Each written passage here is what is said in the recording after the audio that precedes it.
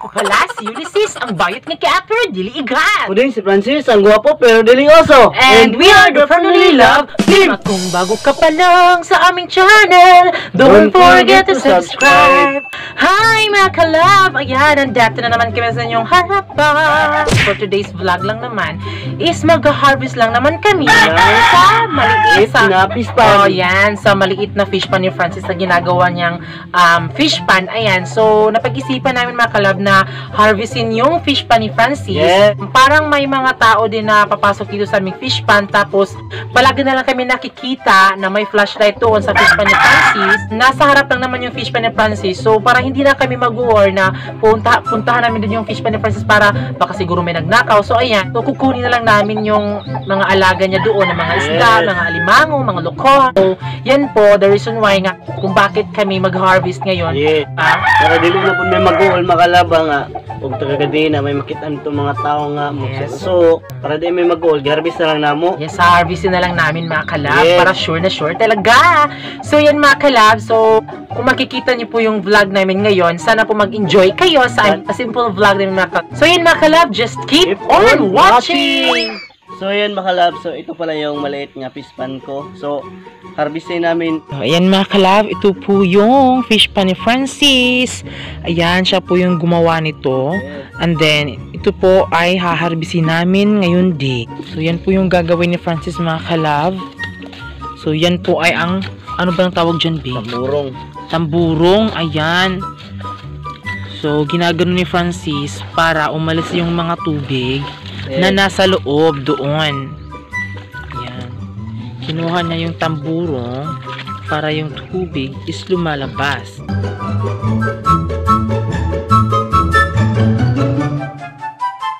Tinatakpan ni Francis ng net para yung mga isda is hindi lalabas doon.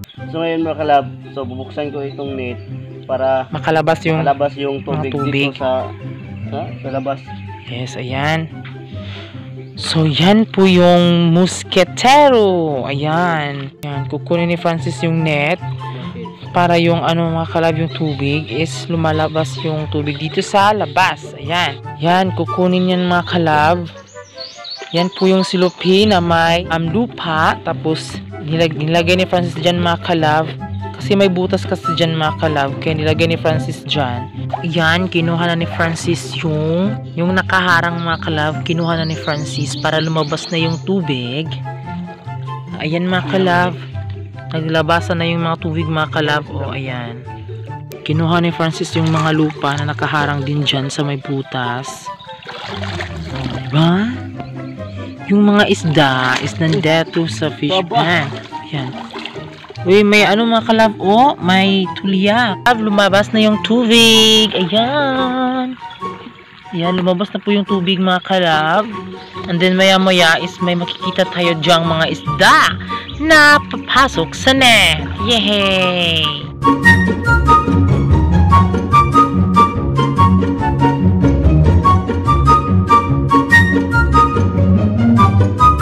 So ayan mga kalab, lumabas na yung tubig sa wakas. So, tignan nyo mga kalab.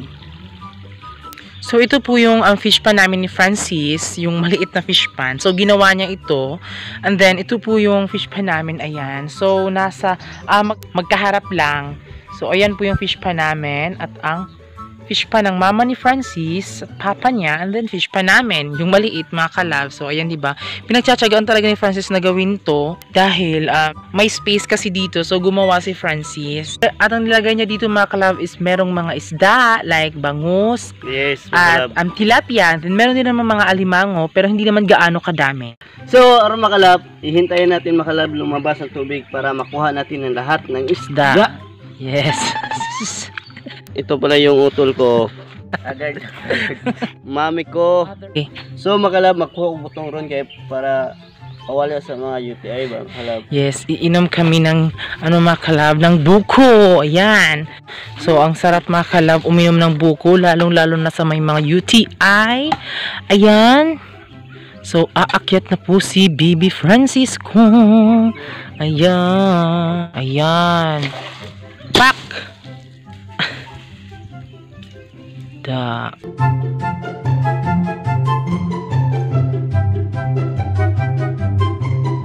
buko-buko. Hindi kaya masama inom ako ng buko kahit nagugutom ako. Pambalam. Para din naman sa mga UTI kasi palagi din naman akong naiihi.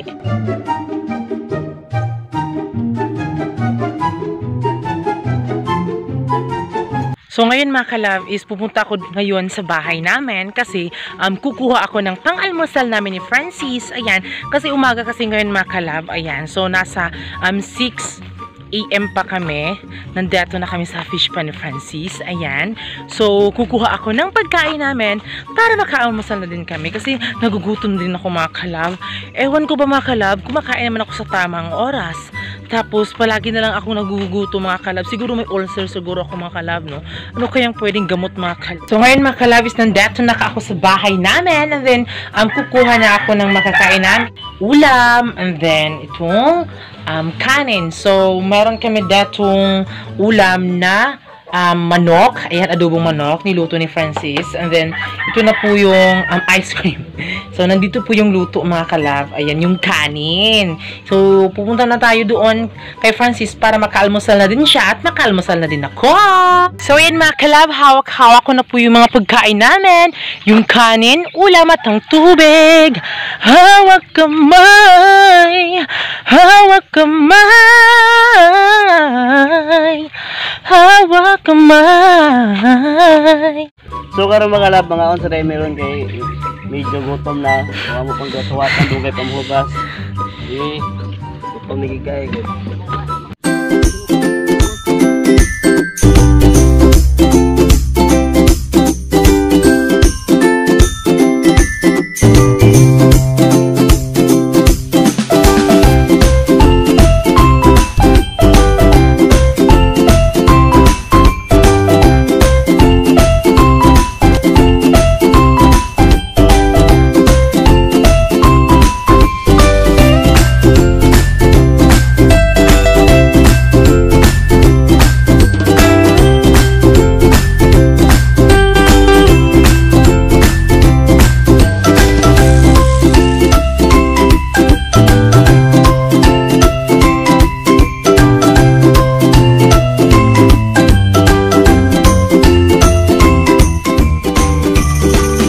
Mga kalab, nakakuha na kami ng alimango mga kalab.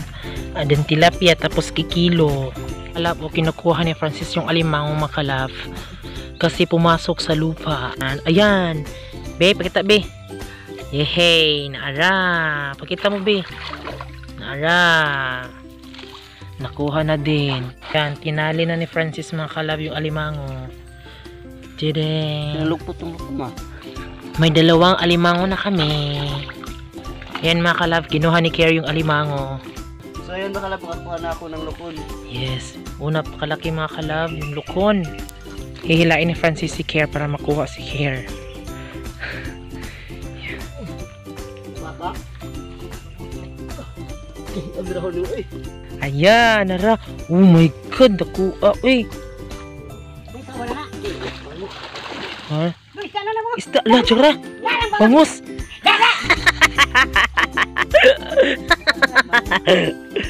Hala ka, kadako itong bangus. Dako sa naking crab na. Wow, hulak ka. Nasugatan si Kier. Ayan mga kalab. O, yan yung alimango. Ayan, ang laki. Yan mga kalab, yung alimango. Makalab, maura na mo nakuha na. Yan na yung lukon na mo. Gamay raman. Alimango. Yung limango. Yung mga bangus. Chol, ay. Yung alimangi.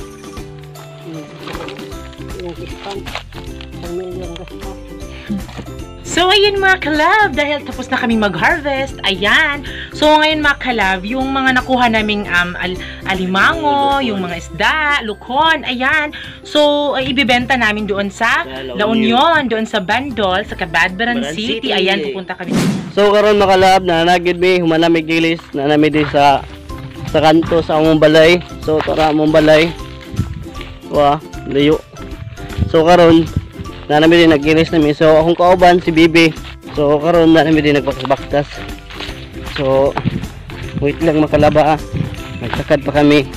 Padulong mi sa akong mama makalab. Magkuha mi og pambot. Magsakay ra mi sa pambot day. Kay magbaligya mi sa alimango sa mong lukot.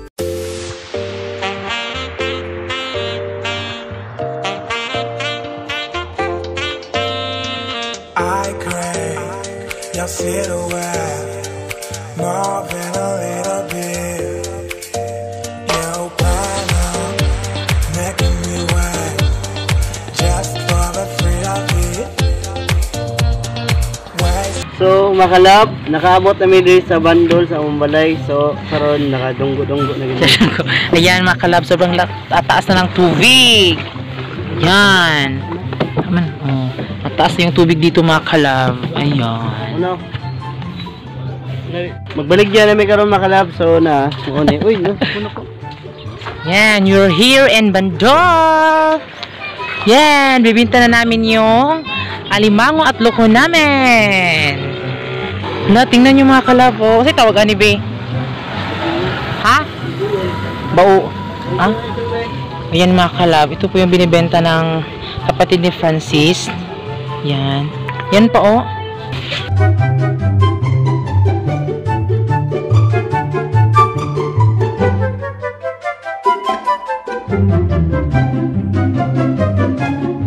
Makalab, nabinta na namin yung alimango at lukon. So, halin. So, Yung total sa alimango makalab. limango is 379 and then yung lukon, magkano? So, sa lukon mga kalab is 200. Ayan. So karon makalab, mungulay na gid meron kay murag ako na. So siyempre ako ding mama na malik ikan sa Orbaran ug saan yung mga plato. Yes. Tungan na sa mga plato. Yes, yung dish drainer, ayan, sa Yes. para sa plato nila, tapos yung planggana. So ngayon is uuwi na kami. Yes, uuwi na kami. Yes, doon sa fish pan. Kasi unas na kayon.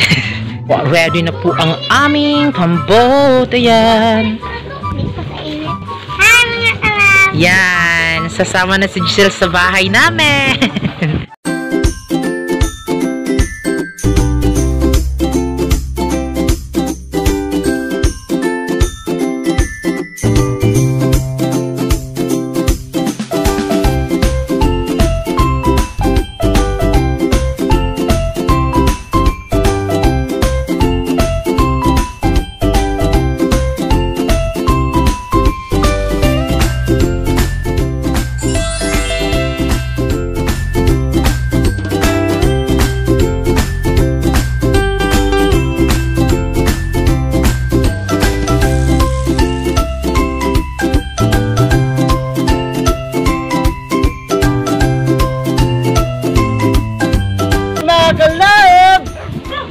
Nami sa among balay na abot na may. Karating na kami sa fish pan. Tingnan na din kami. Yan, sobrang ang lakas ng agos ng tubig dito mga kalab. So, yung tubig is papaalis na dito sa fish pan. Tingnan nyo mga kalab, yung tubig talaga mga kalab, oh. Sobrang taas talaga. So, ngayon is nawawala na yung tubig.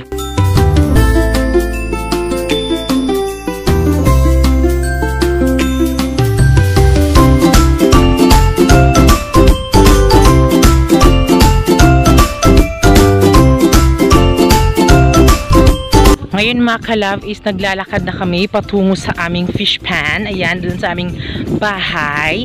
At then kasama na namin si Giselle. Yan.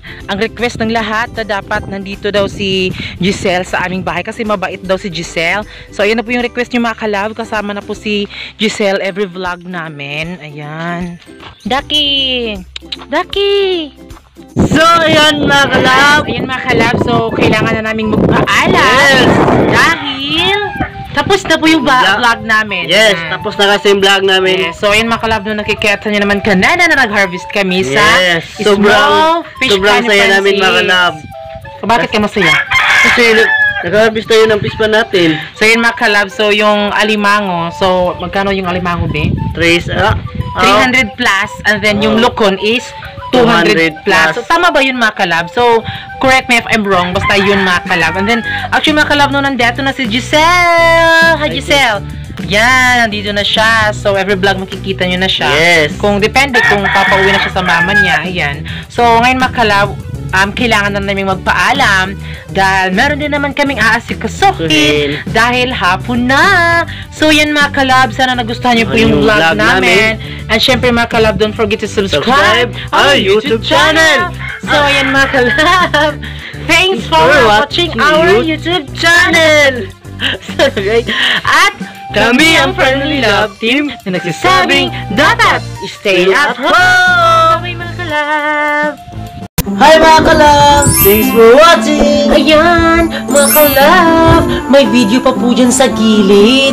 Diyan, tapos diyan. So at mga kalab, don't forget to subscribe our YouTube channel. Kasi nga mga kalab, para ma-update kayo sa bagong video namin.